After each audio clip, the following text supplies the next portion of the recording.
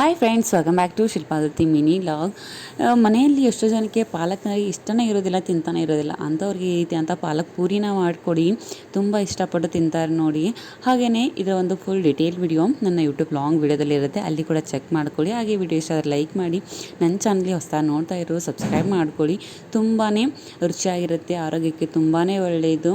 ಹಾಗೆ ನಾನು ಇಲ್ಲಿ ಗೋಧಿ ಹಿಟ್ಟನ್ನು ಯೂಸ್ ಮಾಡಿಕೊಂಡು ಮಾಡಿದ್ದೀನಿ. ಜೊತೆಗೆ ಇದಕ್ಕೆ ಯಾವ ರೀತಿಯ ಮಸಾಲ ಎಲ್ಲ ಮಾಡಿಕೊಂಡು ಹಾಕ್ಕೊಂಡಿದ್ದೆ, ಅದು ಕೂಡ ತುಂಬಾ ಚೆನ್ನಾಗಿ ಬಂದಿತ್ತು. ಹಾಗೆಯೇ ಇದ್ರ ಜೊತೆ ಒಂದು ಆಲೂ ಬಜ್ಜಿ ಕೂಡ ಮಾಡಿದ್ದೆ, ಅದು ತುಂಬಾ ಪರ್ಫೆಕ್ಟಾಗಿ ಟೇಸ್ಟ್ಫುಲ್ಲಾಗಿ ಬಂದಿತ್ತು ನೋಡಿ.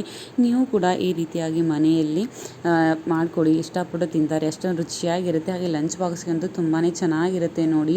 ಹಾಗೆಯೇ ಇದನ್ನು ಚಪಾತಿ ಕೂಡ ಮಾಡ್ಕೊಳ್ಬಹುದು, ಪೂರಿ ಬದಲಿ ಅದನ್ನು ಚಪಾತಿ ಆದರೂ ಮಾಡ್ಕೊಳ್ಬೋದು. ಅಷ್ಟೊಂದು ಟೇಸ್ಟಿಯಾಗಿರುತ್ತೆ ಮಾರ್ನಿಂಗ್ ಬ್ರೇಕ್ಫಾಸ್ಟು. ಖಂಡಿತ ಟ್ರೈ ಮಾಡಿ, ಚೆನ್ನಾಗಿರುತ್ತೆ ನೋಡಿ. ಹಾಗೆಯೇ ಈ ಒಂದು ಲಾಗ್ ನಿಮಗೆ ಇಷ್ಟ ಆಗಲಿ ಲೈಕ್ ಮಾಡಿ. ಹಾಗೆಯೇ ಹೇಗೆ